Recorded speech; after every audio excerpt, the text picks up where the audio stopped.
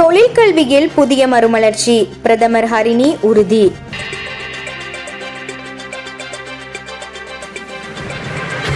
கல்வி சீர்திருத்தங்களுக்கு சமாந்தரமாக தொழிற்கல்வியை மேம்படுத்துவதற்கும் தரமான பயிற்சி நிறுவனங்களை வலுப்படுத்துவதற்கும் அதிகபட்ச கவனம் செலுத்தப்படும் என பிரதமர் கலாநிதி ஹரிணி அமரசூரிய தெரிவித்துள்ளார். பண்டார்நாயக்க ஞாபகார்த்த சர்வதேச மாநாட்டு மண்டபத்தில் நேற்று நடைபெற்ற தொழில்நுட்ப கல்வி மற்றும் பயிற்சி திணைக்களத்தின் வருடாந்த டிப்ளோமா சான்றிதழ் வழங்கும் விழாவில் கலந்து கொண்டு உரையாற்றும் போதே பிரதமர் கலாநிதி ஹரிணி அமரசூரிய இதனை தெரிவித்துள்ளார். நாட்டின் தொழிற்சந்தைக்கு தேவையான தரமான தொழில் வல்லுநர்களை உருவாக்கும் நோக்கில் 2023 மற்றும் 2024 ஆண்டுகளுக்குரிய வகையில் நாடளாவிய ரீதியில் உள்ள தொழில்நுட்ப கல்லூரிகளின் ஊடாக NVQ 5 மற்றும் NVQ 6 தரங்களை பூர்த்தி செய்த மாணவர்களுக்கான டிப்ளோமா சான்றிதழ்கள் இதன் போது வழங்கி வைக்கப்பட்டன.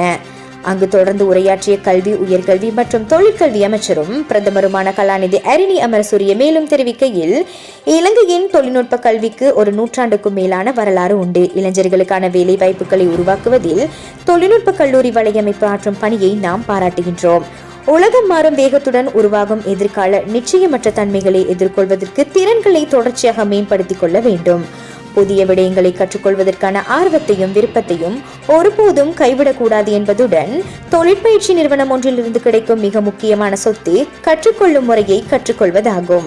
நாட்டின் பொருளாதார மற்றும் சமூக மேம்பாட்டிற்கு தலைமைத்துவம் வழங்கும் பங்காளர்களாக இன்றைய தினம் டிப்ளோமா சான்றிதழ்களை பெற்றுக்கொள்ளும் நீங்கள் நாட்டிற்கும் உலகிற்கும் பயனுள்ள பிரஜைகளாக திகழ்வீர்கள் என தான் நம்புவதாகவும் பிரதமர் இதன் போது குறிப்பிட்டுள்ளார்.